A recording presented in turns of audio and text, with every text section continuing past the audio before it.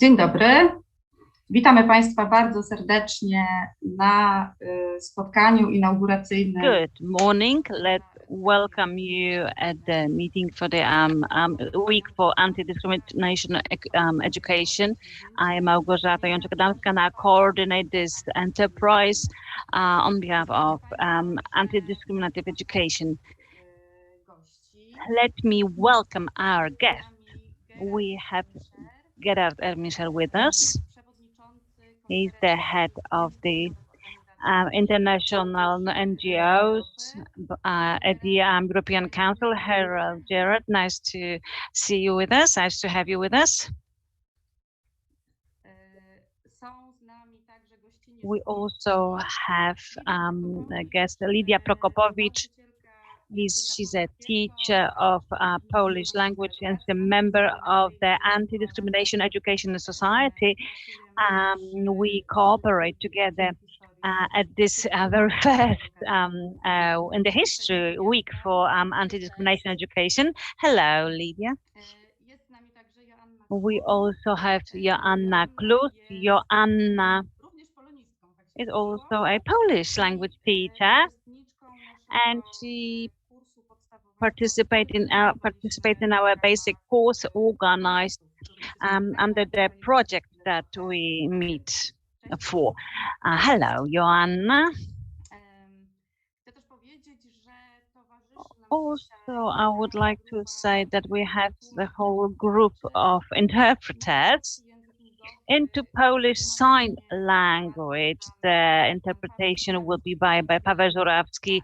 We see him on the screen, and Elżbieta Żurawska, who will swap with Paweł.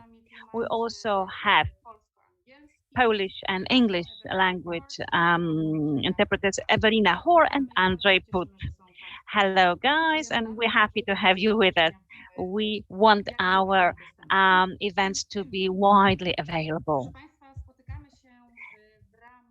We are meeting with regards to the project which is slowly heading towards the end, Equality Lighthouse, in a positive way about anti-discrimination education. This project was started in November 2020 in order to support people who conduct anti-discrimination education, to support them in a substantive way, and also with regards to networking emotionally sometimes, because we know that anti-discrimination education tends to be difficult. So sometimes we need to meet people who are just like us and who run similar operations. This project has been implemented with the support of Norway, Iceland and Lichtenstein within the EEA Grants, and we got the grant in the Active Citizens National Funds, and would like to thank you guys for that. Anti-Discrimination Education Society, TdEA, is a part of SOS for Education Network, and that's where we started cooperation with INGOs by the European Council, thanks to Beata Zwierzyńska, and here I would like to say hello to her. She's a member of the Standing Committee of the conference. We also started cooperation with Gerard Ermischer. And I wanted to say that Gerard is our strong ally, and us as a representative of INGOs for equality, we attended various meetings at the INGO conferences like 4 or 5 times. Thank you very much for those for us. And we are very happy, Gerard, that you are here with us today. I would like to ask you why this subject is so important to you, why you believe that anti-discrimination education or fighting for the Polish school is significant with regards to democracy and human rights that the European Council deals with. And we also know that you write letters to the parliamentarians, and you wrote a letter to President Duda with regard to Lex Czarnek, which was supposed to limit the NGOs' access to schools. Yeah, thank you very much. Yes, well, very principally and fundamentally, I believe that education really is key issue. And education at all levels, but especially, of course, education that starts from the kindergarten to the schools. Because it's the young people we need to bring to democracy, to human rights, and to the values which the Council of Europe stands for, but which all our democracies, of course, should stand for. And one of the greatest risks we see is that children be indoctrinated at an early age with a very different kind of philosophy or ideology. This, unfortunately, we see happening, of course, in autocratic regimes. China is, of course, the perfect example. We see it now in Russia, how Putin himself tried to influence the curriculum of the schools just as much as of the universities, limiting freedom of education, limiting freedom of science, limiting freedom of teaching, bringing forward a very specific ideology, a very specific view on history, a very specific view on the cultural values of a country, which are in line with a very reactionary policy of this government, and which helps to uphold an autocratic regime. Because if people believe in these so-called values and think that everything else is evil, comes directly from Satan himself, and needs to be eliminated, then we see what's happening. I mean, we can see it in the Ukraine today. We can see it in the way how Putin is justifying his actions. We see it in the atrocities which are perpetrated every day in Ukraine. People who are deported, the raping of women, but also of men and of children, the destruction of whole areas and cities, the deliberate destruction of cultural heritage, of churches, of art, the looting and pilfering of other things, because people who do that actually believe that the Ukrainians are not of the same kind than they are, which we have seen in the past. Yes, with the idea of Herrenmenschen and Untermenschen, saying it in German now, being German speaker myself, coming from Austria, but you know what I mean. And you know that very well in Poland because you have suffered from that 70 years ago. So this is really why we need to have a true free education. This is also why we believe that we need an access of NGOs to schools and to teaching institutions. This is also why we need, I think, on the other hand, there should be a state control of private institutions.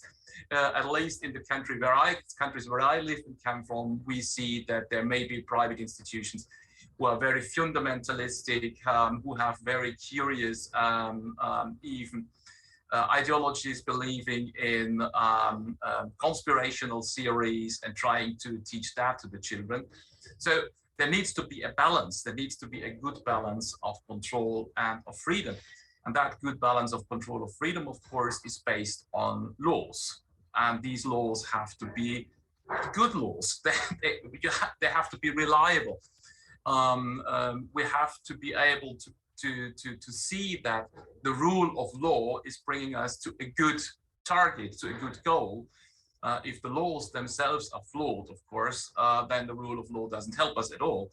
And that starts to undermine the whole principle of trust and of the balance of powers we need in a democratic society. And for that, again, being a historian myself, I deeply believe that democratic societies, more than any others, need a great, overwhelming majority of people who believe in the values of this institution. They believe that this is for the best of their own, also for the best of their children and grandchildren, for the next generations. And again, if already the education system starts to undermine that belief, then of course democracies are doomed. And therefore, that's why we believe that, and why I believe that schools, education, that goes up to universities, of course, it even goes to adult education, is so extremely important. On the other hand, we saw that in a number of our European countries, even in democratic countries, even in countries who are inside the European Union, this kind of what we took for granted, this kind of liberty, of freedom, is under pressure. We saw it in Hungary and we saw it in Poland, just to give two examples, but there are other examples in Slovenia, in Slovakia, in other countries inside the EU, and of course, in other countries in the Council of Europe who are not members of the EU. So that we deeply believe that we have to do something to fight these tendencies, to fight these processes, and to bring these countries back to a track which is in line with democratic values. In the case of Poland, yes, in a way it was easier for me because the former president of the conference is Polish. One of my members in the standing committee is Polish. Both of them are in the field of education, so both of them really know what's going on. We have also very, very close contacts with Polish NGOs, with Polish judges, with Polish lawyers. So that, of course, allowed us to formulate letters which were really to the point and making the point, and not just making the point in a general way, but going very specifically to different paragraphs in the so-called Lex Czarnek, and then comparing them, not just to the Polish constitution, but comparing them to the conventions and documents of the Council of Europe that Poland had signed and ratified. And this is, of course, one of the big issues.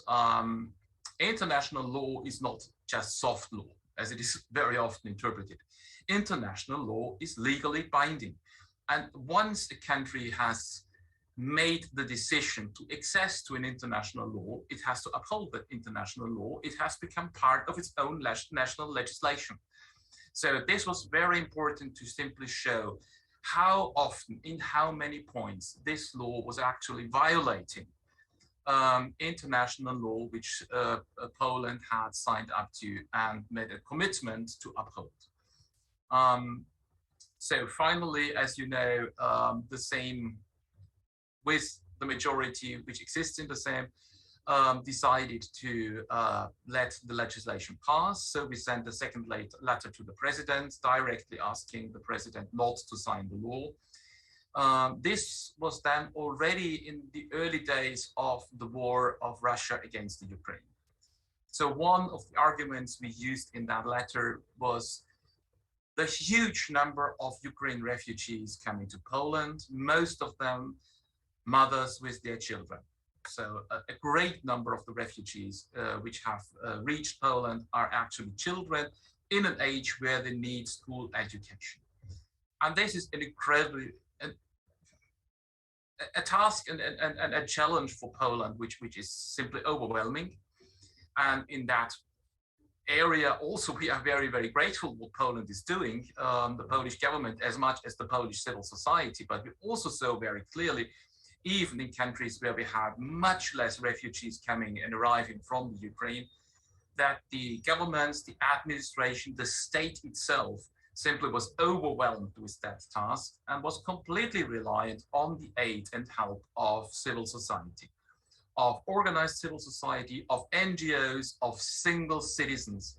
Now, if you limit the access of exactly those organizations to your schools, how are you going to deal with hundreds of thousands of Ukraine children who do not speak Polish, who speak Ukraine, who may speak Russian, who sometimes may speak English, but definitely will not speak your own language? How do you deal with that? How can you provide them with education in their own language? How can you provide them with education in your language so that they can integrate into the schools? You simply can't do that without the civil society. And that was also something which in the end was recognized I by to the również president. zostało rozpoznane w naszych I materiałach. just w hear naszych now pismach. the Polish translation.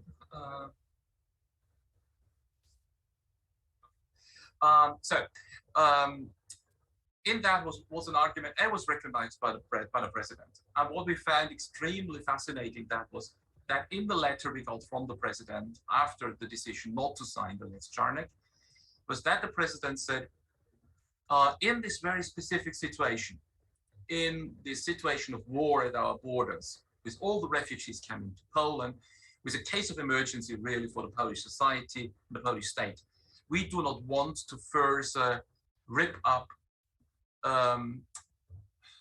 gaps in our own society. We need to reconciliate our own society. So that for me was very interesting because it actually was more or less saying, yes, what we have done in the past was tearing society apart, and we should reconsider what we are doing. We are not so optimistic that we think that nothing will happen. We know that there are new processes in advance in the same to come to something like a Lex Czarnek 2.0.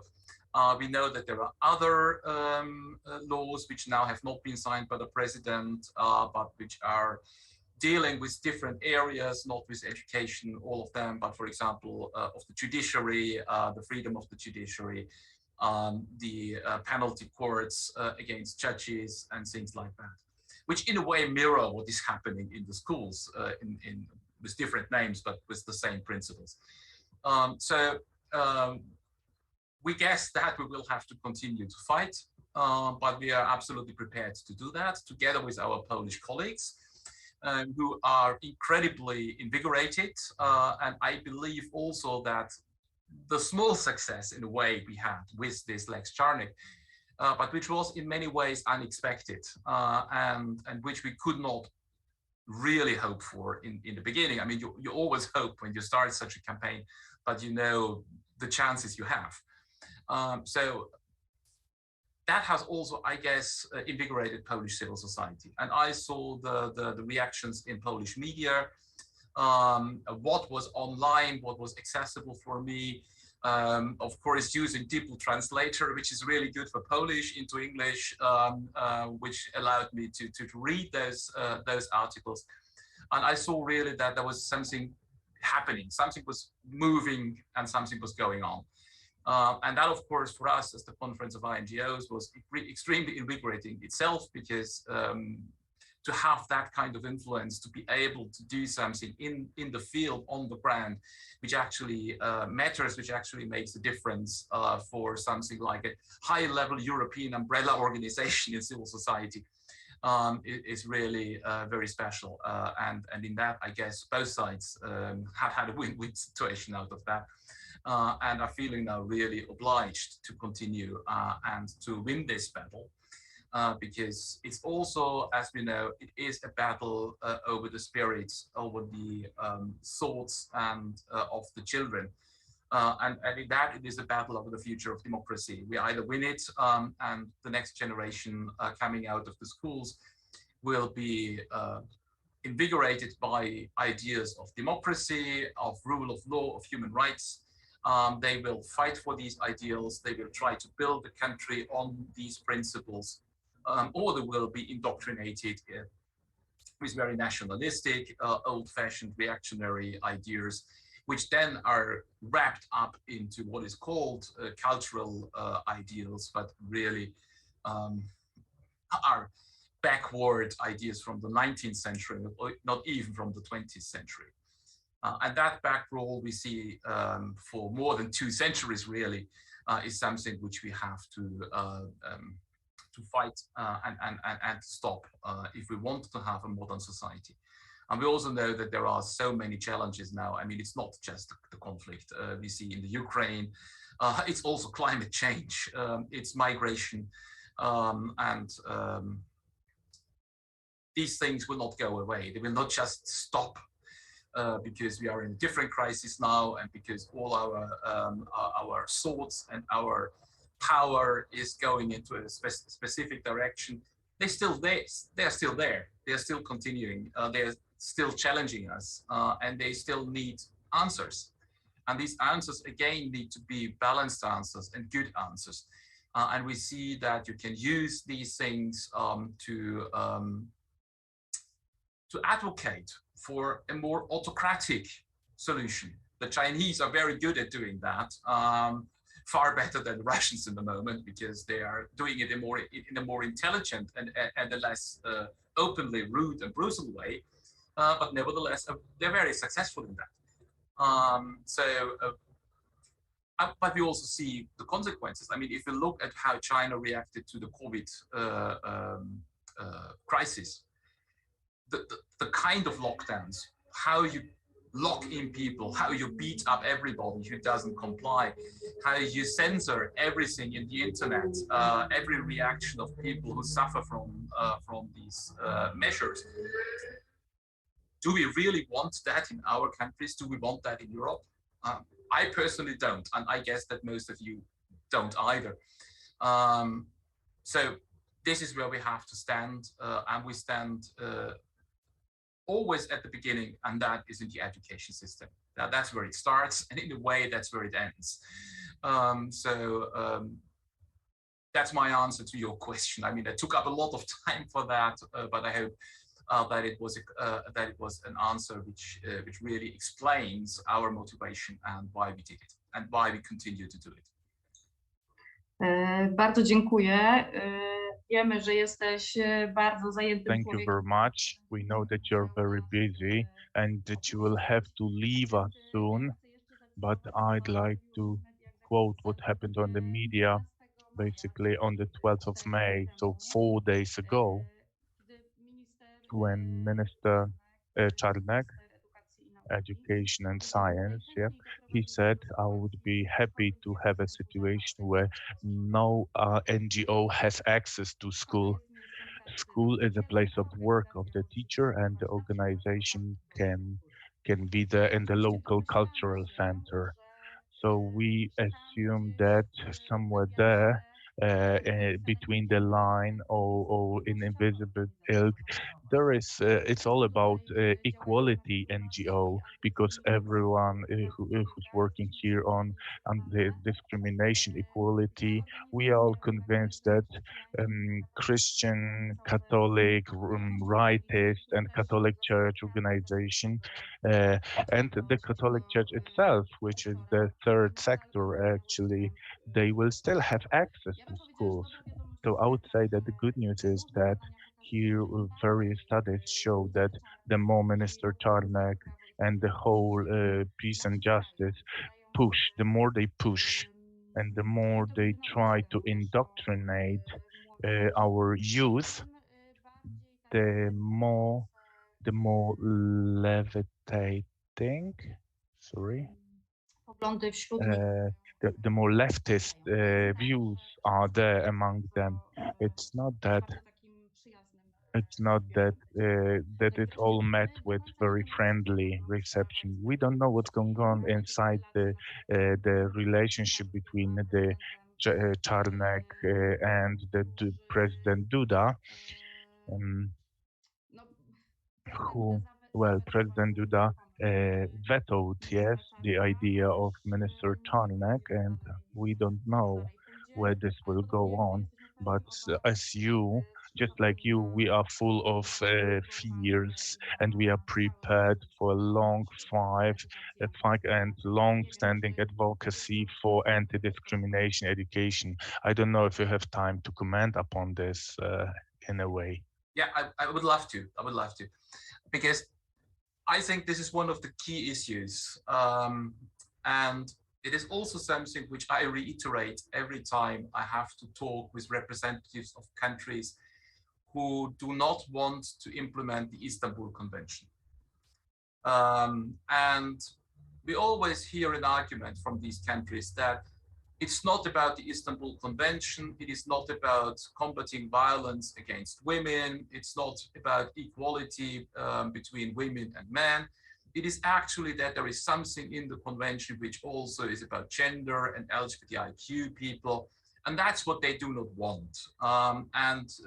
They think that it has been sneaked into the convention, and it gives them the argument to fight against the convention. Now, I'm very open and blatant about that, because I tell them that for me, this is simply a lie. This is a blatant lie. It's just the old principle of divide et impera. Look at those parts who are maybe the weakest, the ones who you might find the easiest to attack within your society. Single out that part, write your attack against them, and when you have been successful, you take the next one. Because the goal is not one specific issue about equality. The goal is to go back to a society which is unequal, where the role of the women is clearly defined, stay in the kitchen, breed children, and take care of the household. The man is the one who is going outside and bringing back the income. And everything is based on very simple principles of how a family should look like. And everybody who doesn't follow these exact model is an evil person, and somebody you need to segregate, because they would poison the children, they would poison other people. And in many ways, this is either a perversity or it is an illness, but it is not natural and it is wrong. And this is a simple way of splitting the society in different parts and then taking out every single part one after the other. It's also something which I tell our own women's rights organizations when they try to distance themselves, because they are afraid of that method, of course. They are afraid that they will lose what they already have gained in more than 100 years of struggle, which is on one hand understandable, but on the other hand, giving into that fear is exactly the route which will lead to losing these rights in the end. So this is what we really have to understand.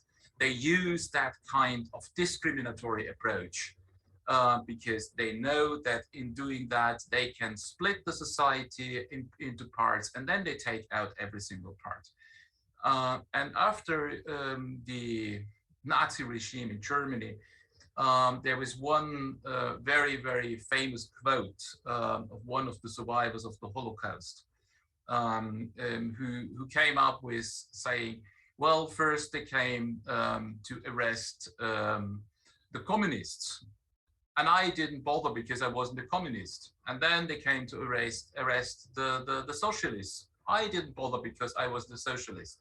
Then they came to arrest the Jews, and I didn't bother because I wasn't a Jew.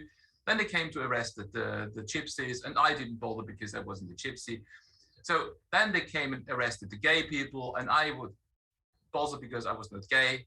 And when they finally came to arrest me, there was nobody left to protect me. It's exactly what they are doing. And if we don't understand that, we give way to that, we lose the battle. But if we understand it and start at the beginning, and this is again about education, telling people that these discriminatory approaches are simply wrong. There is nothing unnatural, there is nothing perverted, there is nothing wrong, there is nothing against nature, there is nothing against God if you believe in it, in him, it, she, whatever. There is nothing to fear. And that's again what is used. I mean, it's fear. You make people fear something which you do not understand, which you do not know. And if you do not understand it, if you do not know it, it's easy to make you afraid. And that's again where we come to education, because if you learn in education that there is nothing to fear, then you are far less likely to be trapped in that gap, in that trap. You're far less likely to go down that road because it is fear that is driving most people down those roads. But if you can take away that fear, and education is the best way to take away that fear, then you also prevent people going down that road. And that's of course why they try to interfere with education. That's of course why they try to keep out the NGOs. This is of course because it's a battle. It's a battle over the spirit of the young people. But this is also why we simply cannot sit back and be quiet. That is why we have to fight that back. W ramach Tygodnia Edukacji Antydyskryminacyjnej my rozmawiamy Within the Anti-Discrimination Week, we talk to teachers who already run such education, and we shall have such stories and publish them on our website and on social media. And thankfully, there are people who say, I'm not afraid, I'm going to do it anyway. I've run the Human Rights Club for like 20 years. I've dealt with anti-discrimination education for 10 years, even within the new subject, because I'm not sure if you've heard, but there is new subject, which is history and modern times. This subject will have indoctrinating issues, and within this new subject, I will manage to smuggle through equality issues, human rights and emancipation. So there is some hope, but on the other hand, there is also a range of information that there is this freezing effect at school visible, that the schoolmasters ban running lessons of such nature because they are afraid of the reaction of the curatorium, which is like a supervisory body. And especially in Małopolska, Barbara Nowak, who has published a whole list of organizations and people who are not welcome at school.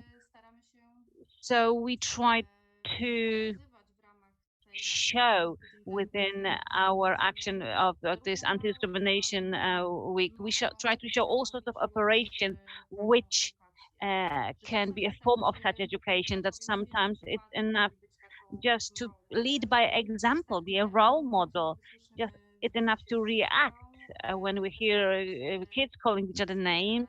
It's enough if you support boys who cry or girls who say, I'm annoyed with pink color, or I like maths and I want to learn it. And we hope that such message will just come from it. Gerard, I have a question from the audience. Katarzyna Opiełka asks, where is anti-discrimination education heading in Europe? And what are its challenges with regards to the climatic changes, immigration, and war? Can you actually define, do you at all run educational activities as the Council of Europe? Yes, the Council of Europe does. It has a long-standing tradition in specifically education in democracy. So all democratic issues, and the Council of Europe has a long-standing tradition in education against discrimination. So they are running projects with the little money they have. Very often they do that together with the European Union because there is more money there and the EU is paying for that. But there is a lot of that going on. And beside that, the Council of Europe is also providing a lot of really good material which can be used for education, especially education against discrimination, for the Istanbul Convention, for Social Charter, for many other issues. Unfortunately, they are not that well known. So when I am in Strasbourg, I see them, and I see them very often when there is a meeting of one of these committees or the conventions. I look at them and I say, these are really brilliant things. Some of them are also in the internet as videos, but again, they are not very well publicized, so difficult for people to find. So that will be, for me, one of the greatest challenges for the Council of Europe in the next time, if we hopefully see a change in the whole policy of the House following the invasion of Ukraine by Russia and the expulsion of Russia from the Council of Europe as a consequence. I hope that we will find better ways to communicate what is already there and which can easily be used. And yes, it is a battle which we have to fight, not just in Poland. It's going on in many countries of Europe. In some of them, it's very obvious, and in others, it's it's more under the, you know, still under the threshold where you get alarmed. But we see developments, and we see them outside Europe. I mean, we see what's happening in the USA. We see what's happening in the USA, not just with Trump government, but consequences after that with the decisions of the court, the High Court, concerning the laws of abortion. Yeah? We see how we have to retaliate again in Ireland, where a huge campaign started by women and then carried on by the whole civil society, helped to change the constitution, get new laws for abortion, and now we are in the second round. We have to defend them again against onslaughts from very reactionary and conservative areas of the society. So we cannot expect that this is a fight which we will once win, and then we will stay on the good side for the rest of the of history. That's not how history works. This was the mistake we did after 1989 and 1990, when even historians declared this is the end of history and now everything is going in a natural course towards democracy. No, it's not. That's not how history works. You have to defend it every day anew. You have to refight those battles. And that, of course, is tiring. It's annoying. And sometimes people just get too tired and stop because they believe there is no sense in that. But actually, this is how it works. You have to continue permanently to stay on the good side. And you cannot stop. You cannot just rest, but you have to struggle on. And I saw it when I was teaching in Russia for several years at the Vysoká škola ekonomika in Moscow, how Putin and the government interfered in the whole education system and brought in their ideas of history and of recent history and how to interpret it and what you were not longer allowed to say. Yeah, what you couldn't say if you wanted to keep your job. It was about history on one side, it was about discrimination on the other side, and then it was about questions about democracy versus autocracy, and celebrating the strong man in lead who makes everything better than a democratic system where everybody has their say and which is too complicated and takes too much time and is too inefficient and is too weak, basically. Yeah, yeah, that's how it works, and it will not stop in a way, because there will always be people who want that kind of power, and they really want it, and they do everything to get it. They are willing to lie, to cheat, to do everything to get out of that trap, as they see it, of democracy, in which you have to justify what you do every time. Yes. I mean, it's... Dziękuję bardzo. Ja właśnie po Thank zadaniu... you very much. After asking that question, I realized that I used the European Council Compass publication only like the day before yesterday when I ran the anti-discrimination workshop. So your materials are in use. And this is a workbook which made the Roman Giertych, the Ministry of Education, who used to be a very right-wing minister. He renounced head of the Center for Teacher Support because they invited LGBT organization to schools. So it was about 15 years ago. So hey, this story sort of goes round. I'd like to refer to the fact that luckily we as NGOs in Poland, we are becoming more and more smart when it comes to looking after ourselves and combating burning out. And our organization participates in the project with Regeneracja Foundation, where we deal with how we should work, how to fight for human rights, how to combat discrimination, and how not to be burned out. So we have enough power and will to fight. The last thing I want to say, I also, like 20 years ago, I was naive enough, and then I thought we deal with feminism because in my instance it was women's rights, and then it'll be done and over, and those rights will be equal, and it was good. And sometimes, you know, I'm sad and angry, but I see it's a never-ending. I don't want to say battle because we have this war metaphors here, but it is a never-ending work for equality. Gerard, thank you so much for finding time for us. We much appreciate it. It means a lot. We would like to thank you. We understand that you need to go back to your duties. Stay with us as long as you can. We record the Polish and the English version of the meeting. So I do hope that we will be able to make it available on social media of the INGOs by the Council of Europe, and larger number of people will be able to hear your words. Yeah, thank you very much. It was a pleasure to be with you. I will stay. I will just switch off my camera, but continue to listen. I will try to stay as long as possible and listen to your conversation.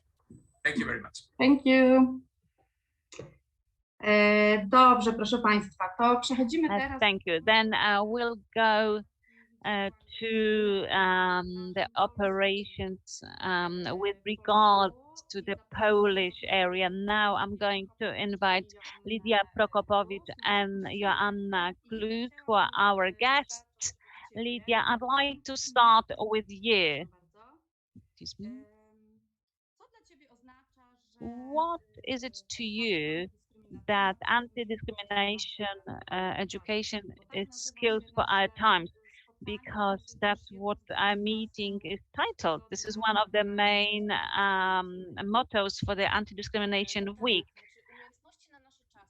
The skills for our times, sometimes at school, because I work at school as a Polish language teacher, sometimes we think that the time is going to stop, and as teachers, we will just deal with it fine, and we'll be able to teach the content that we learned at school, at the universities. And in fact, this knowledge and technological leap is still in progress. There are new technologies, new ideas, and our students in no way are going to wait for us. They speed up with the world. And Polish school, unfortunately, is at a standstill. And I think that anti-discrimination education is the sort of gate which helps us to have a peek into the modern world, or enter it with full awareness. It touches the issues which are of interest to the young people right now. They are in contact with it anyway, because our government thinks that we will introduce some content. No, we don't introduce any content. I think the anti-discrimination education is not able to introduce some content, but help understand the content which the students already have through the internet, TikTok. It's not a bad tool, but it opens up to the world, not only to Poland, but also to the entire world, because you have access to the idea of the whole Europe from all over the world, and może pomóc nauczycielkom, nauczycielom. Helps the teachers see and keep the kids company in the modern world. It's a possibility of staying up to date, seeing things that we can miss if we keep to handbooks, which, let me remind you, that are written down with some time margin and unfortunately are not up to date. And the students are interested in here and now, Ukraine war, LGBT situation in Poland, or the protests that are there, the environmental crisis, climatic crisis. This is really a way to find a common grounds with the youth. Thank you very much, Joanna. The same question to you. You are a person who came to our association recently before you enrolled on a course. Why? Why did you do it? Why did I enroll on a course? What for? For some time, I had been looking for a place and the possibility to extend this topic for personal reasons and due to observation of different fears and different aspects among people surrounding me, the fear for different aspects that we observe. So the biggest issue that affected us most was COVID. And I had a feeling that this was the moment where even if on a daily basis everyone is sitting in their own bubble, related with certain views, with approaches to different problems, well, this was the moment, the situation that we had to get out of this bubble, and we met people, different people. We faced our fears, doubts, and if we approach this experience openly, then we are able to um, alleviate those fears and to develop mutually the solutions that are creative and innovative. Because fear blocks you, it makes you hide, and you're not able to do anything. The opposition for fear is action. And if this is joint action, mutual action, regardless of differences, but together with them, together with the disparsities, we are more open, we are more creative, and we do fantastic things. When I saw this basic course, I started to fill in the form already on my smartphone so that my application gets to you as soon as possible. And I admit that I was thinking whether I would be enrolled. I wanted it even more than to get on my university course. Well, I thought, wow, perhaps this would be a moment where I could ask different questions, where I could talk to people who are also interested in this topic, who will have different questions from mine.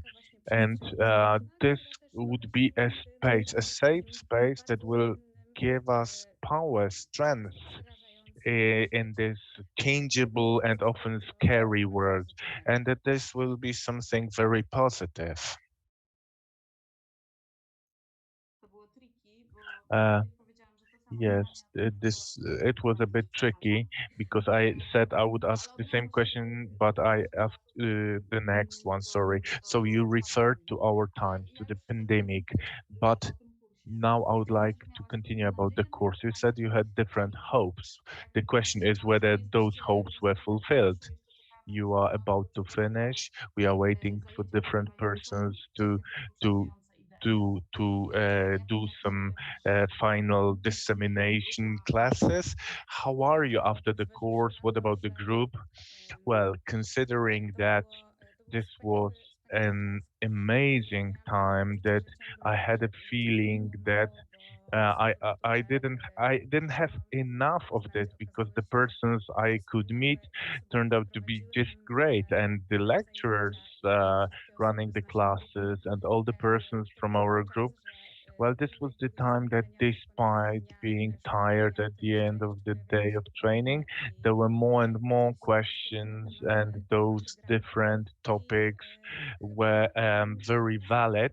And I was kind of oriented that it's not that I would go there and I would get answers to all my questions, because it's impossible in that area that suddenly you get a book, you get a handbook, a list of things that you will start doing, and this will be a fantastic recipe for how to move about this area.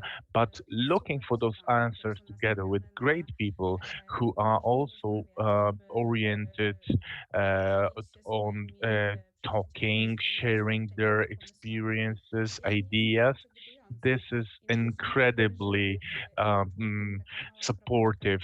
It suddenly turns out that me, a small spot on the map, I just meet people who are also open, eager to learn, to tackle even uncomfortable topics and to look at them from different perspectives.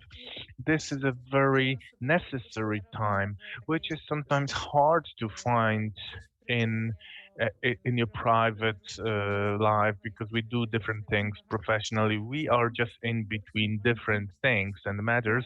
And in that course, during that course, you can make a stop. You can look differently and different things. You can change your view. You can say, "Oh, this is the path to follow." And you can also become more sensitive to, well, I said something. Well, I also make mistake.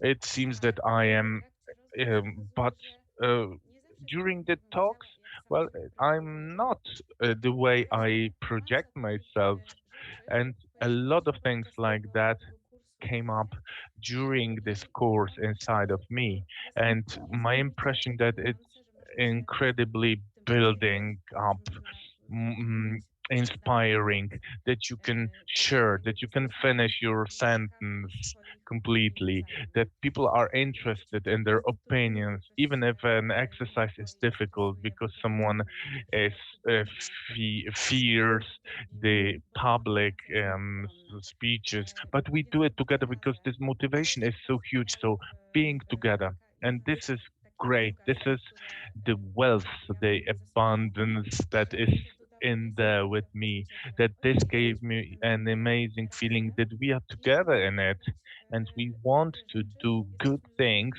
We are from different cities, from different parts of Poland.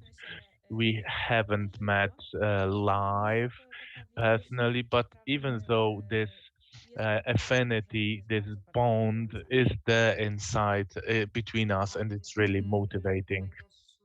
Yes, unfortunately, the pandemic, well, just disturbed our plans. We didn't manage to have even a single meeting offline.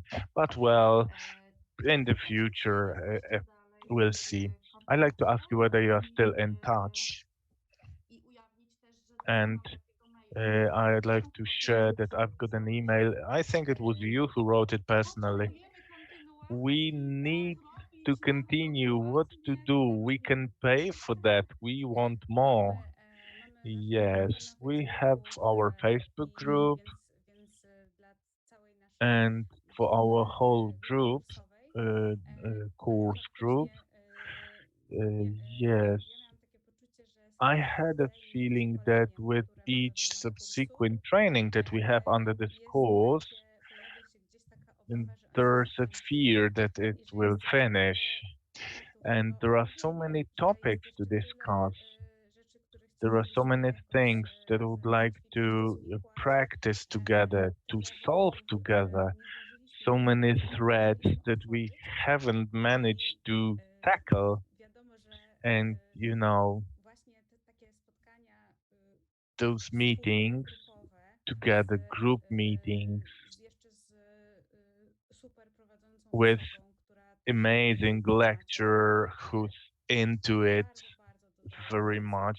They give you a lot of strength, a lot of power. So if you do certain things, certain actions, smaller or bigger, then there is a chance to meet once in a while. And this gives you a boost of energy, you know, in a situation when you get depressed, when you have some doubts.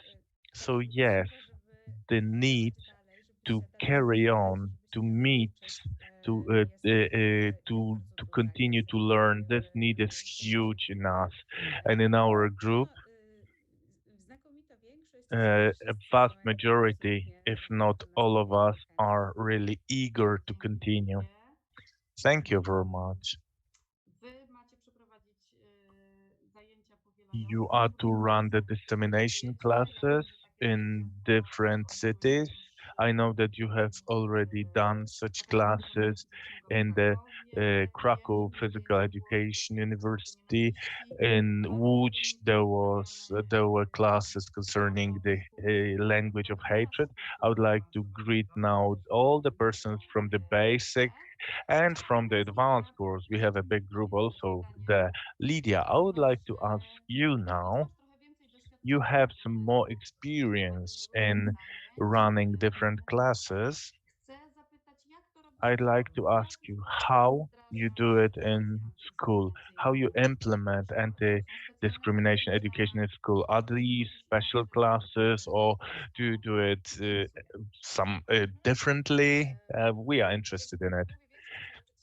As I said, most of the teachers who deal with anti-discrimination education and they have some knowledge on it, well, it's hard for them to implement this education in classes because they are bound by the curriculum basis. But every time there is a certain gate, a door to expand the discussion, I use those elements to show the students that I'm here and now, and certain plots become very valid. When we talk about the literature of the Second World War, I eagerly tell them what's a stereotype, what's prejudice, what's discrimination, to show them how this mechanism is born that led to Holocaust, that led this, to the situation where a certain group of people starts to hate and to harass different group. And depending on the group,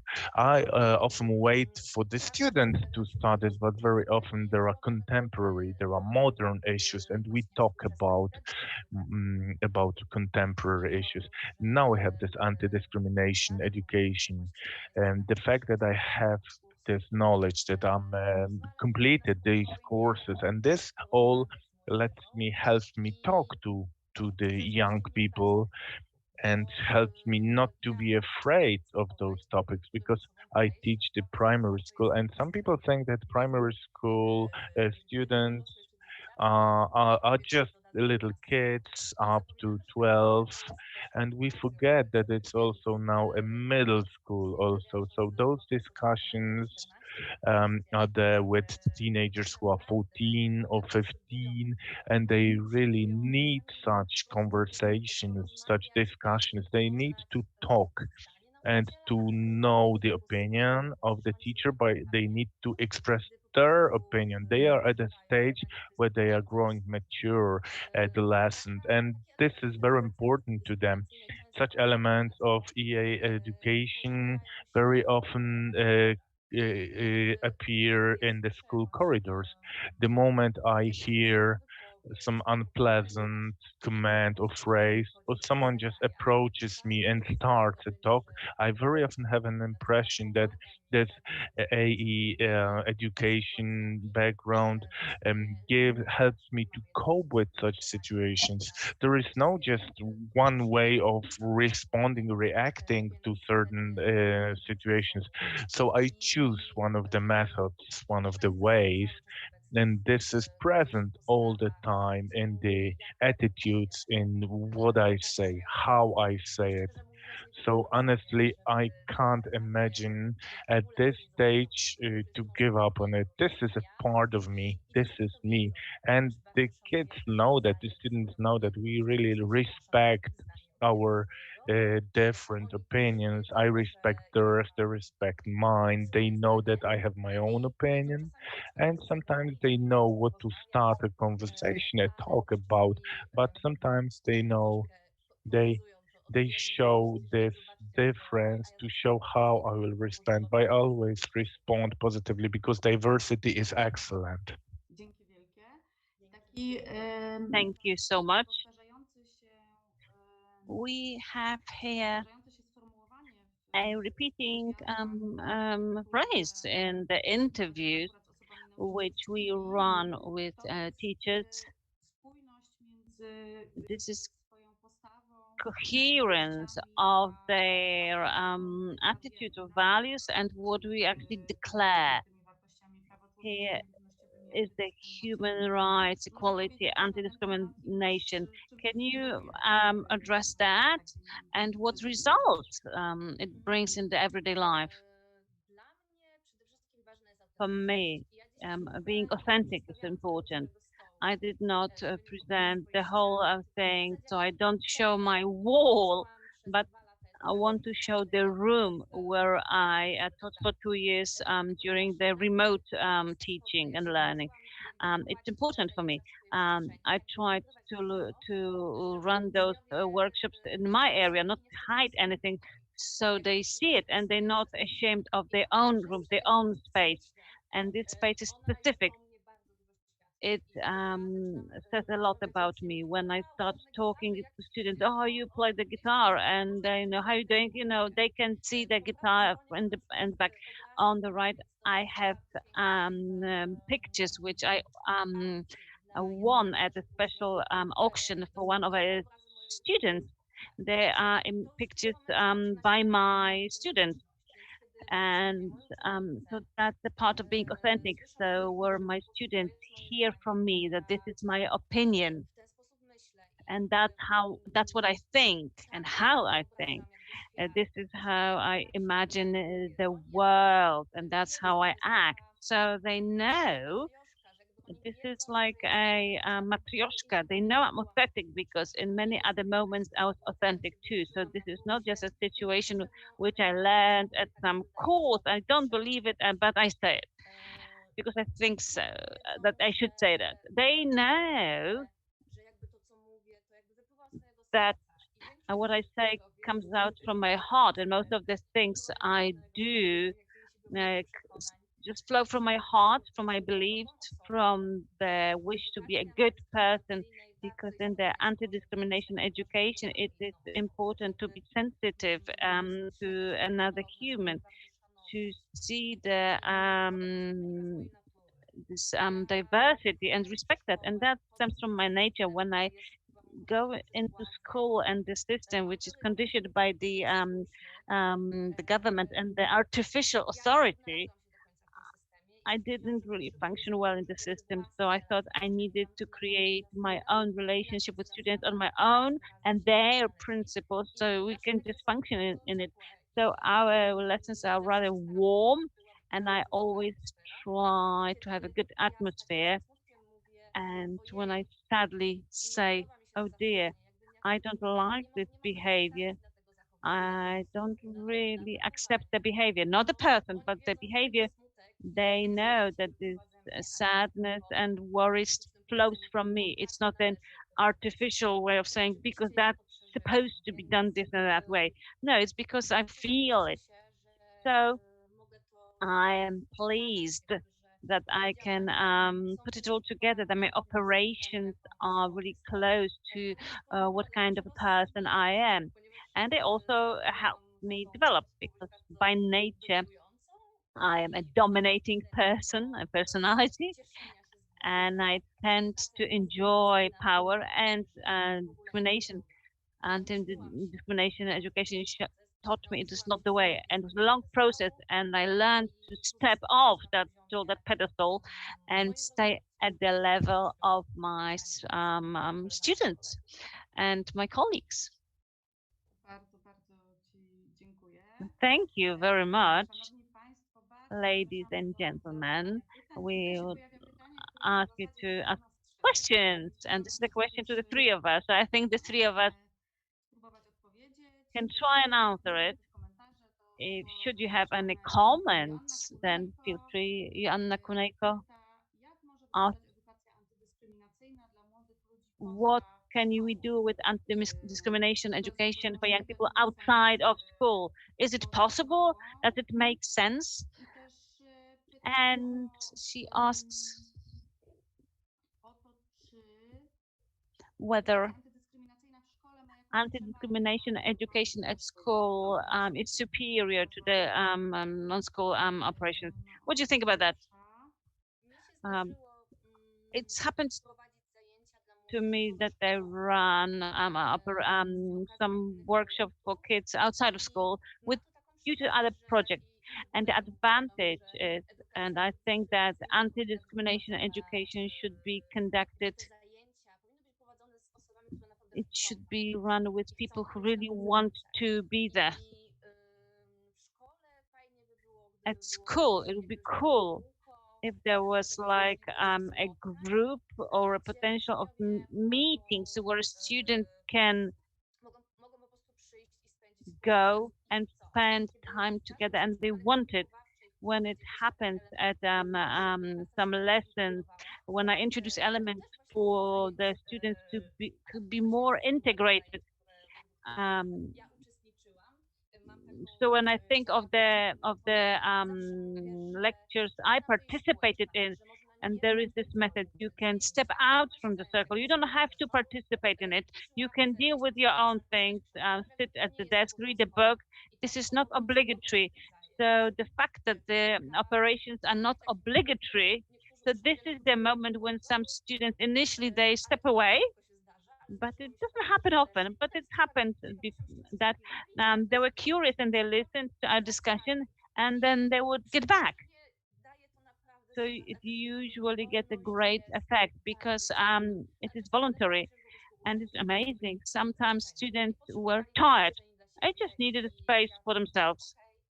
And I say, that's fine, this is space for you. Do whatever you want. You can just step away, but we have rather large classes, thankfully. So this is the sort of authentic thing that I said, and it does happen, even though at school we have the system that we have to do everything together. No, but this does happen in my lessons. Sometimes it's strange because students just look at me and they think, "What's happened?" Yeah, you go sort of across, not along. Asia, the floor is going to be yours in a sec, but I would like to comment that question too. I would say that I have a problem with the voluntary operations. First, I worked, yes, I confirmed, but then I thought, no, not always. I have experience with the whole Teachers Council participate in the anti-discriminatory education and the human rights because they have to, and it's a difficult experience. This makes them that the approach to the subject of people who are not certain or they weren't interested before, it's, it's so and so. I have great respect, and I keep repeating to you, I have great respect for the occupation of a teacher because I know you have huge burden. You are responsible for young people. You do just hard work on a daily basis in the noise and all sorts of stimuli, and it also does matter. And there are plenty of challenges, the pandemic, remote teaching, and as soon as we started going back to the so-called normality, then Russia attacked Ukraine, and then there was yet another challenge. Students from Ukraine who function in Polish schools, and when we observe the media, we see it is not done in some well thought through manner. All the aid and helping programs, support programs, we mainly base on what the NGOs do, sometimes local government and the teachers themselves. You can't just wait for the guidelines, the scenarios, programs, because you have to act right here, right now. So, respect to you guys. But when I think of education of students, then my dream is that anti-discrimination education would be in the main trend. It would be the, I would say, mainstream. that it would be an element of a subject, or maybe it would be a subject. But recently we had a situation that it was under the civic society information, but only in the extended area. So there were stereotypes and biases. Sometimes there's like a general term, tolerant, but really we don't really know what it covers, because tolerance is understood in a variety of ways. So when it comes to school, I would like it to be included in the basic curricula on various subjects. So that's how we could just keep it through. And if there is resistance, then I would like there to be an opportunity to discuss that, to have a debate. Outside of school, Joanna, you asked the question. Outside of school, in my opinion, it does make sense and it carries a value, because we talk about school because this formal education system has always been the target of our operations, and changes in the system. It's been the goal for the TdEA and sort of popularizing it. In Poland, we have about 35,000 schools. We're not able to reach all of those schools with those projects. And with this subject, the case is that the difficulty of running it outside of schools is that anti-discrimination education has been politicized. People are afraid of it, that it has been sort of stuck with the gender, because we kept saying about a social agenda. It was a sociological notion, and it's been stolen, and it's been stuck with the world's ideology, and now it's it's perceived as total evil, as Garrett was saying as well. This is the anti-discrimination education comes straight from Satan. And what what TdEA does, it's running the education outside of school, and this is a huge value. We don't work directly with people who need help, support, who are discriminated against.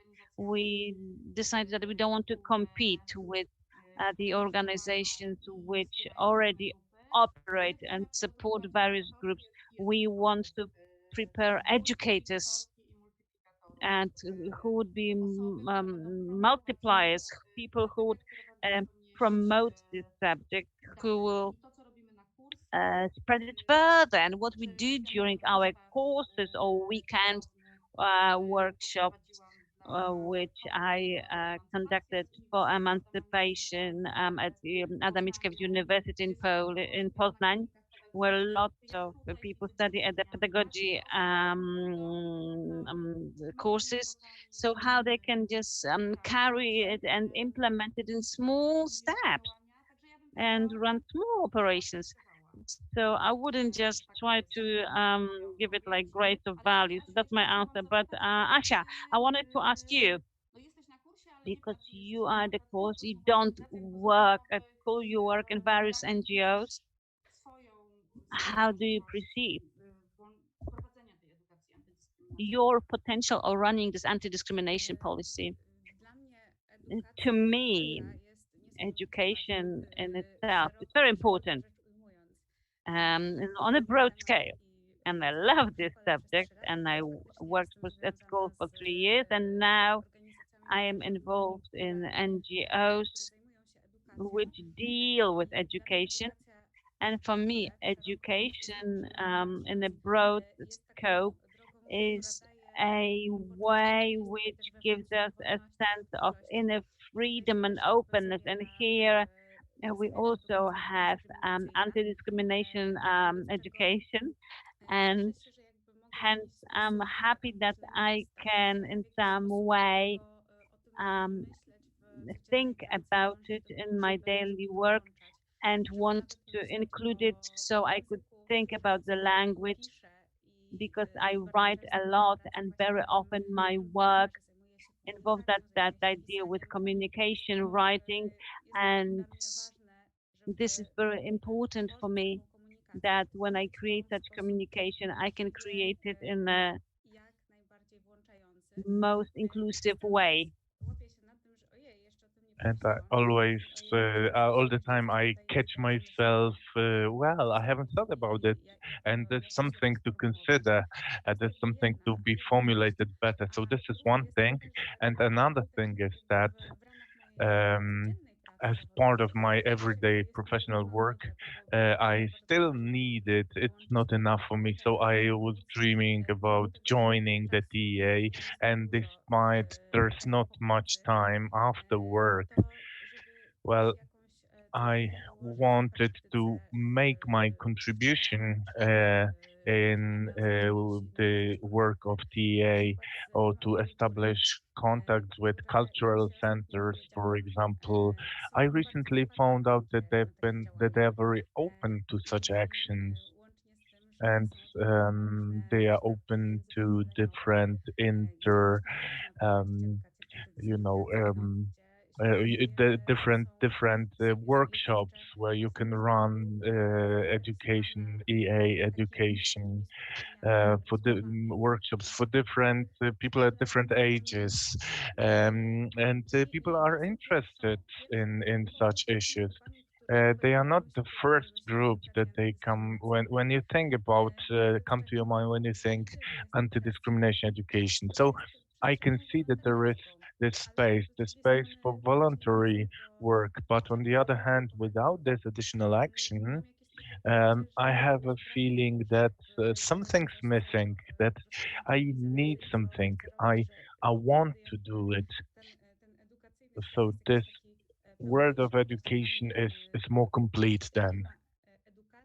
There is no education without anti-discrimination education to me. It's interconnected and you can see it regardless of the subject that you teach, regardless of which educational level you are on stage, whether we work in the background in NGO, and we do something for the education, whether it's like Lydia, it's direct work with the children, with young people, with parents, with other teachers.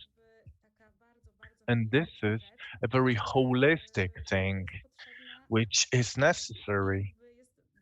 And it's invaluable. The time devoted to that, it's a different category of time because it makes you build up the feeling, the sense of security that is important to everyone, no matter what you're coping with on a daily basis. Thank you very much. You said exactly the same words that I read in one of the interviews yesterday while preparing for the publication. There is no education without the AE education. It was one of the teachers. Her story will come up, will be published soon. So, Kasia, I can see your questions. I will get back to you. I would like to briefly mention what will be there during this whole anti-discrimination week. In my presentation, I will refer to the question. Maybe let me read it out. Kasia asks, in your schools, are there any other persons supporting, any other teachers dealing with education? And what's the approach of the management, of the principals of the school? So we can comment on that. Now I will try to start my presentation.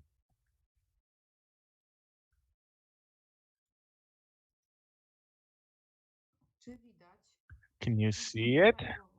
Lydia, nod if you can see it. This is the week for AE education. Take it down. Please, this internet online address. the yes, TdEA dot slash Tydzień.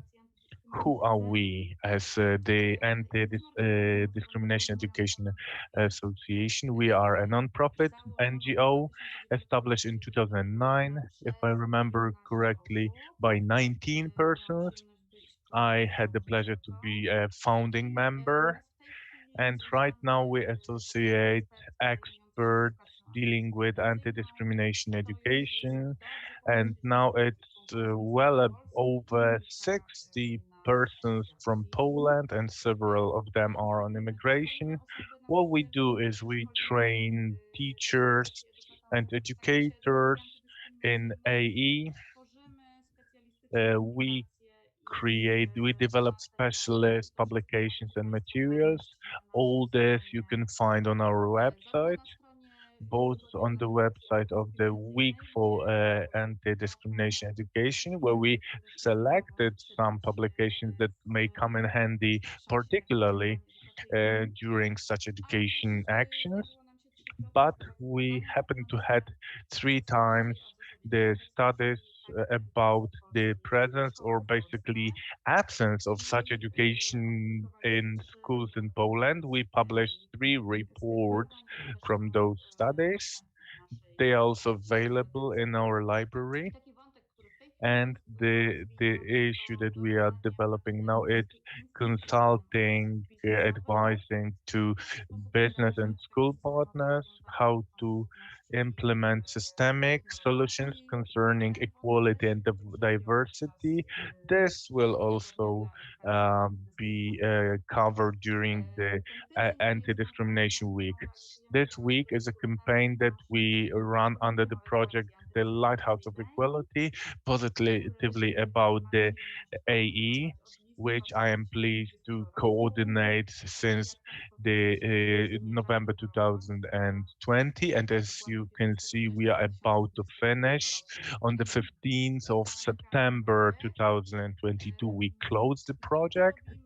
And what we do is we support the persons who implement the AE or who are interested in conducting those classes. We educate, we train, and we network. And this networking issue is very important to us. In one of the interviews, I read an opinion that a person has joined the TdEA.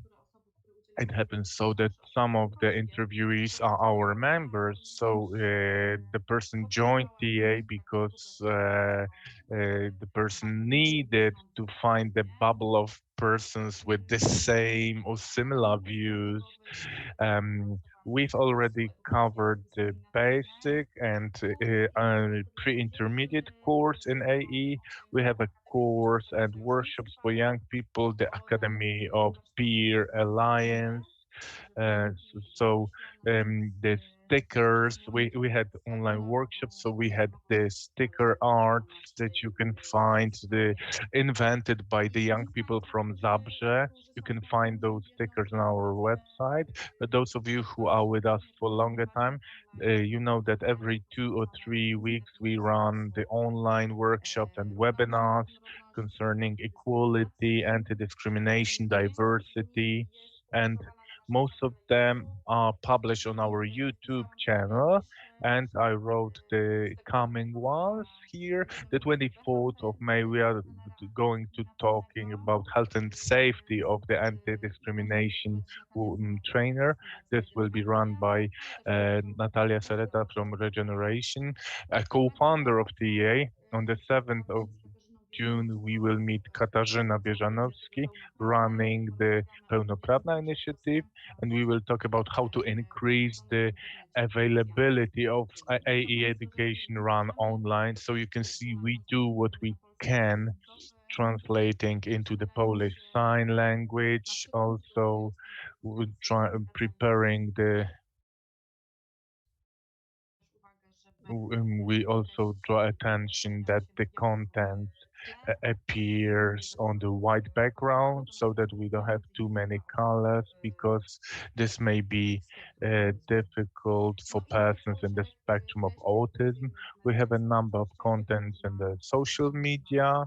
You can see, let me repeat, that the money come from the Active Citizens National Fund, financed by Iceland and Liechtenstein and Norway under the EEA grants. Thank you, the Scandinavians.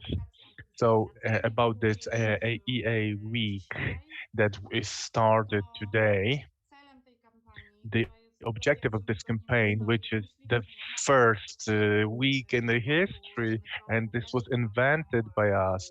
And during different talks, we shaped this, we developed what it could look like. So the objective is to promote the positive image of AE education and the persons who run this education. We would like to resist and to respond to different atrocities that appear, especially on the public media, written and spoken about us, about our organizations. So TdEA, what you can read on the website, is in the process in a many years court proceedings related with the letter sent to schools, sent by one of the rightist organization in 2016, which really put our organization and one of our members in really bad light.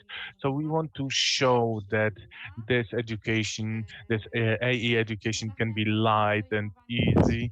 We would like to encourage others to take the equality issues in daily school or work reality. We want to inspire, we want to share ideas for small actions. Small means beautiful, remember? And we want to show how this AE philosophy is implemented by experienced persons, and these are the actions ahead of us. Right now at 11 o'clock, visit our website. There will be and social media. There will be the first story of a person who conducts the AE AE session.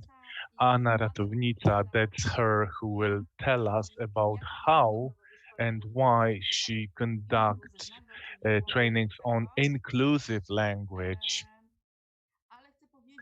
But returning to your question, Kasia, we will have altogether 5 different stories or histories or her stories that were gathered from persons working in schools, uh, running classes in school, and there are sorry, 4 stories from schools and 1 parent story.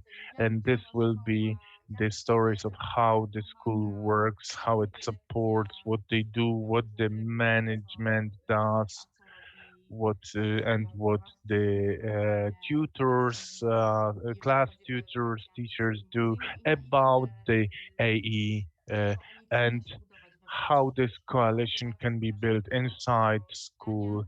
So I'd like to encourage you to read it. The other stories will appear every day at 9 o'clock in the morning. On Wednesday, we have a webinar run by Agnieszka Kozakosza, a webinar about the report of the Ombudsman about equal treatment in school. We have a summary for you, remaining in the school terminology. So Agnieszka prepared a brief that shows selected data from this extensive report about what's going on in schools, and helps you to prepare arguments for the AE, or the arguments in a discussion when someone says, no, let's not do it because here nothing's going on. There is no discrimination. We regularly read these statements. There is no discrimination in our case. There are just small cases of, harassing people because of obesity, for example. So this is discrimination. What else? On Saturday, there are online workshops for teachers, people between boundaries. Lydia and also 3 our colleagues, they will present new scenarios of classes. This is an event that was developed under a sister's project from the intervention grant, where we wanted to deal with situation on Polish-Belarusian boundary. But in the meantime, the Ukraine war appeared, and these plots also will be covered. And the active citizens regional grants also support us. But at the very website of Week for the AE, you will find a lot of materials allowing you to express your solidarity. We have posters, we have sticker arts, we have covers for photos. But so I would like to encourage. I already have seen that they are published on the Facebook. Unfortunately, the Facebook switched off the covers for your profile photo, so you do it manually. You will find this cover and instruction. We have also prepared coloring books. I like coloring, and that relaxes me. So I thought that they could be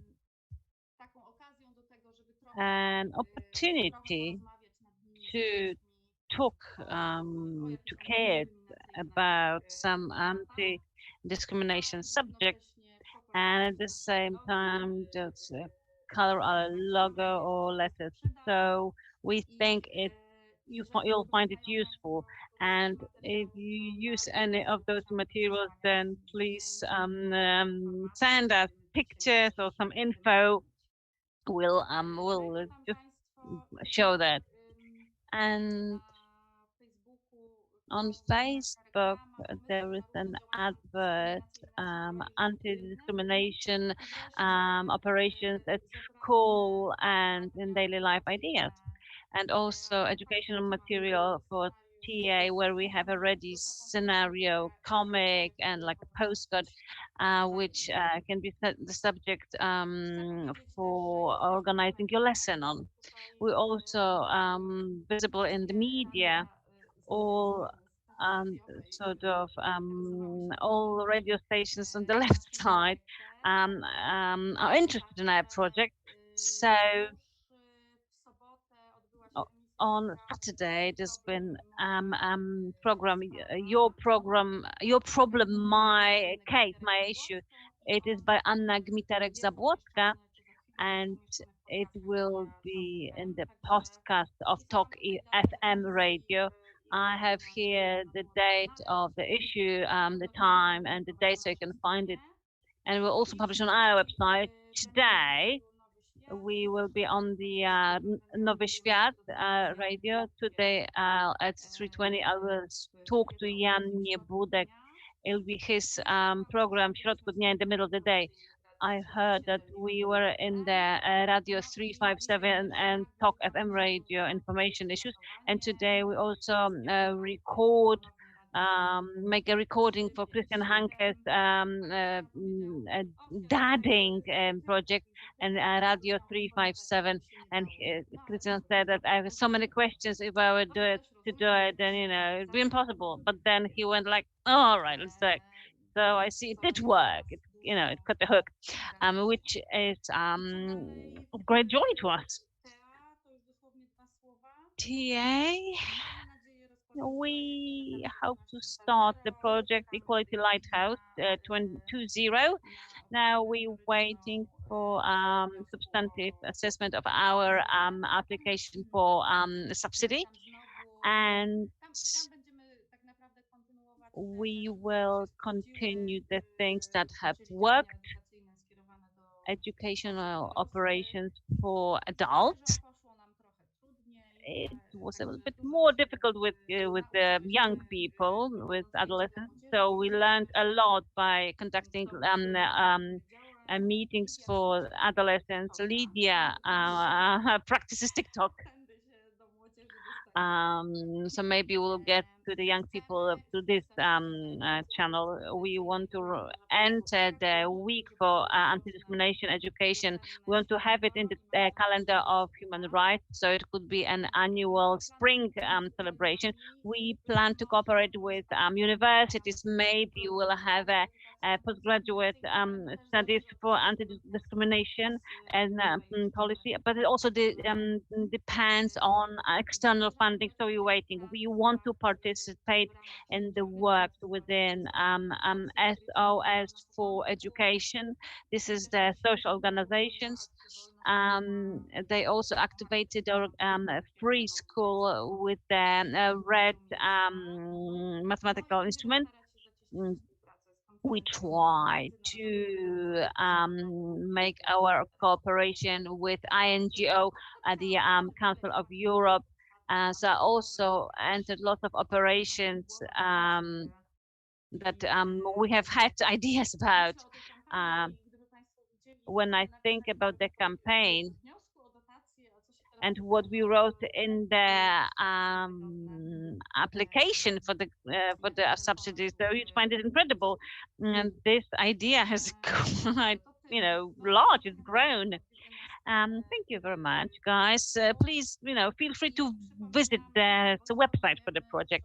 And we'd like to tell you that we are visible on various social media, Facebook, Instagram, LinkedIn, and YouTube. We would like to encourage you and welcome to observe, to watch us, to follow, ask questions, to let us know what you do. And I've not written it down, but I'd like to add, we started developing a Facebook group. It's like Equality Society.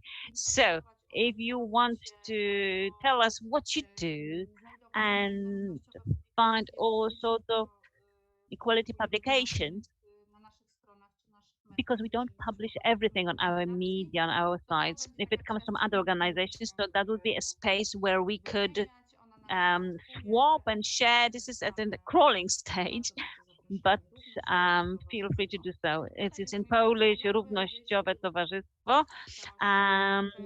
Here is my email address. If anybody wishes to write to us, then you can use my email address.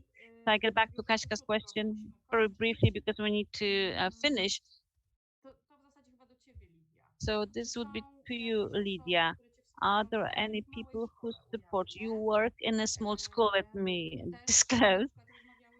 So we've also spoken recently about statutory points with regards to the dress code of girls and boys, because this is the subject which quite recently became popular.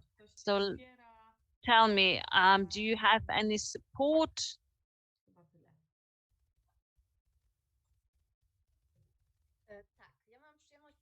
Well, yes, I work at a small school, but the teachers are really open to the students. What I saw was that the relationships are very friendly. So I am aware of that because saying that there is no discrimination at school, and I'm talking about discrimination of teachers towards students. It's not true, because where you have authority, and we know where there is authority, unfortunately there is discrimination. So I have the feeling that this discrimination and the behaviors which could be unfavorable for students is small, and the teachers are really supportive. I feel good, very good in my school, and my colleagues, we can talk openly about differences, about disparities, and because we have people who are Catholics, devout Catholics, we have people who are not Catholic. I used to bring every Friday cookies so we could survive Friday. And one person said, but I can't eat those cookies on Friday because I'm a believer. That's all right. I can bring them on Thursday. and we could agree on such small things, which is great. But when it comes to the second thing, which is dress code, this it seems that the school does not really fit into the reality, because online there is a large campaign at the grassroots of making students aware that those provisions of the school statutes are not really in accord, don't agree with the constitution. I use the phrase, which is not my thought, but there are words which we hear. There's TikTok, YouTubers, articles. There is also an organization of the Dead Statutes Society where they intervene. And I've been observing it for like 2 years, and now students, when they talk to me, they call upon those people who are lawyers, and it will be a really serious battle if we approach that at all, because I think we shouldn't at this stage fight for our, but tell us what you mean. Tell us what provisions are they on earrings, makeup, clothes, but clothes, with clothing you can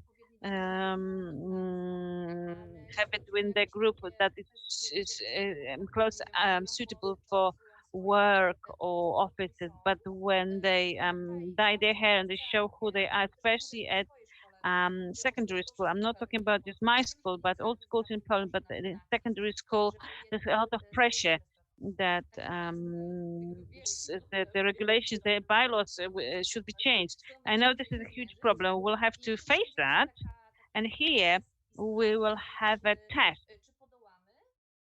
to show whether we'll manage and whether we will really treat it as going towards the students or as equal, or shall we assume the authority and the position of power?